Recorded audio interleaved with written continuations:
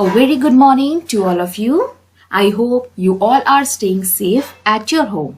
So today we will start with our new topic, light and shadow. So let's discuss some learning objectives. First we will study about the classifying object as luminous and non-luminous objects. Next point, grouping objects into transparent, translucent and opaque objects. Next point, examples and features of each type of the object. Next we will study about the formation of shadows in day, night and dim light.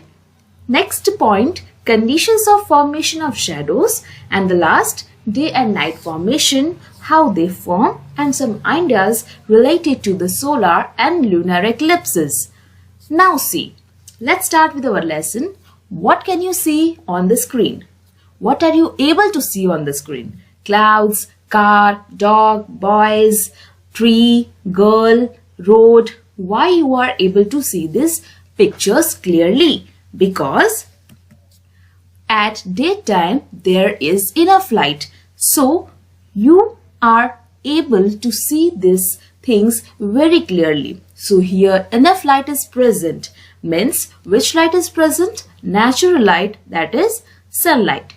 In the second slide, can you see anything in this dark room clearly? No, but when I'm switching on the bulb, now you are able to see the clearly things like books on the table, sofa, chair. Why?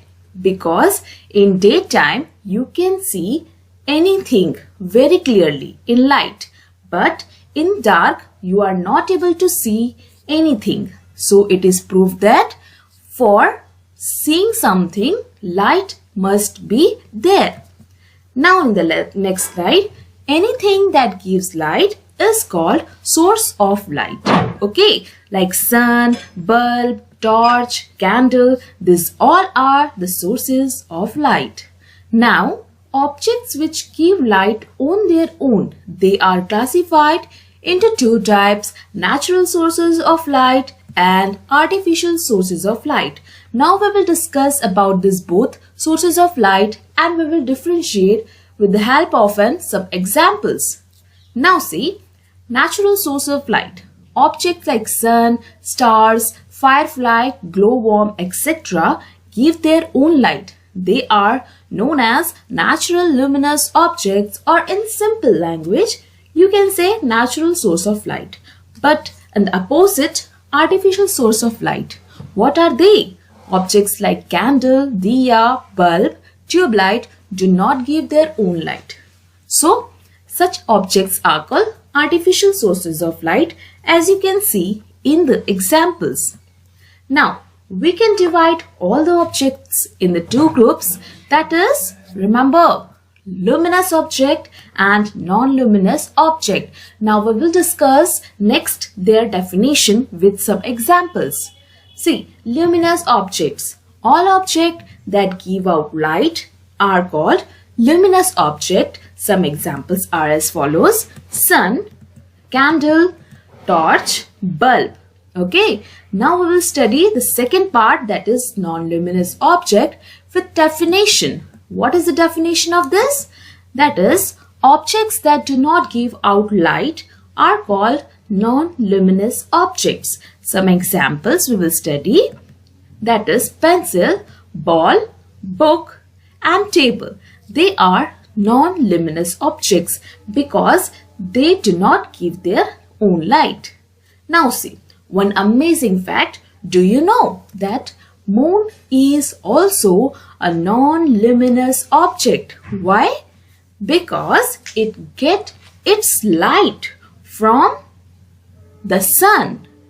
Now, next interesting topic is properties of light. Remember, there are three properties of light. First we will study, that is, light travels in a straight line. Let's take an example, or let's do an activity to prove this line, that light travels in a straight path.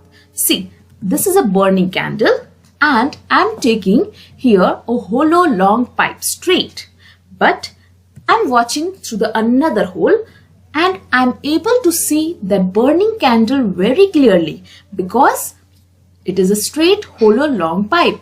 But when I am taking a curved hollow pipe, what can I see? Nothing. It is very difficult to see the burning candle through the curved pipe. So it is proved that light always travels in a straight path. Let's take an example. In your daily life, you have seen sunlight falls on the ground in a straight line, not in a curved line. And the second, light from the projector falls in a straight line, as you have seen in a cinema hall. Light can travel through empty space. This is the second property of light. Light can travel through empty space. Now see, light does not need any medium like air and water to travel. The light from the sun and the stars reaches us directly. Why this happen? Because there is no medium between us and the sun. Third property of light is light travels fast. Now, light travels faster than sound. As you have experienced this in your daily life, in the thundering or lightning. Light from the sun reaches the earth in just 8 minutes. This is just like an amazing fact. Light travels approximately 3 lakh kilometers in 1 second. You can also say that 3 into 10 to the power 8 kilometers per second. Now, some objects allow light to pass through them while some do not. Okay, so on the basis of that, objects are classified into 3 objects: opaque object, translucent object, and the transparent object. Now we will discuss in detail with their definition and examples. Let's see. First is opaque objects. Opaque objects that do not allow any light to pass through them, they are called opaque objects. Let's perform an activity to understand this topic. See, I have taken a brick or a wall or a screen and I am lighting a torch. See, the light is going straight and falling on that screen. But when I am putting some ball in between the light and the screen, what happened? See, obstruction came and the ball is blocking the path of that light. So here what happened? The shadow is formed. So here who is blocking the path? That is ball. So the things that are not allowed to pass light, that is opaque objects. Examples may vary like ball, book, wooden log, etc. Now we will see the translucent objects. Objects that allow some light to pass through them, they are called as translucent objects. Okay. For example, frosted glass, colored plastic bottle or colored balloons. You can add more examples like tissue paper or butter paper. Remember, here only some light can be passed. In the third object, objects that allow light to pass through them are called transparent objects. Remember, in this, complete light can be passed. For example, clear water, magnifying glass or clear glass. Remember one more thing, you have seen transparent object in your daily life, that is air. Air is also a transparent object which allow light to pass through it. Okay, now our next topic, shadow. Can you see in the picture what are the shadows? Yes, a black color, dark color shadow which we are making with our hands in our daily life, like dog, bird, fox, horse, rabbit, etc. Now, see, let's perform an activity to understand what is shadow. See, what you can see in the dark room? Nothing. And I'm keeping a torch and I'm switching on the torch. A straight line of light is coming. So, when I'm keeping an obstruction between the path of the light, what I have kept? A book. So, what is formed? shadow. Shadow of the book is formed. By this, we can define the shadow as dark shaped formed due to obstruction of light by opaque or translucent objects are known as shadows. Remember, I have not used here transparent object. Why I have not used? Because transparent objects, they allow light to pass through them. So from that, we cannot form a shadows.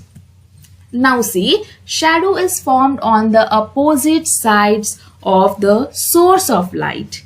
Okay, as you have seen in the experiment.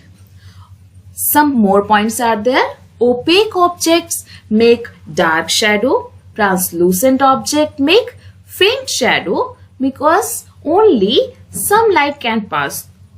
And transparent object does not make any shadow. Why? The reason I have explained you earlier. Now, the next important topic is shadow and its size. See, if an object is moved closer to the light source, as you can see in the picture, the shadow will get bigger. And if an object is moved further away from the light, the shadow gets smaller. So remember, if you are moving an object closer to the light source, shadow gets bigger, and if you are taking an object moved further away, that shadow will get smaller. So at daytime, we can see our shadow on the ground. Yes, we can see. This is because why? We are blocking the light of the sun from falling on the ground. As you can see clearly in the picture, that boy is blocking the sunlight path from falling on the earth, and what is formed? The shadow of the boy is formed. Now see, outer shadows are longer in the morning and evening.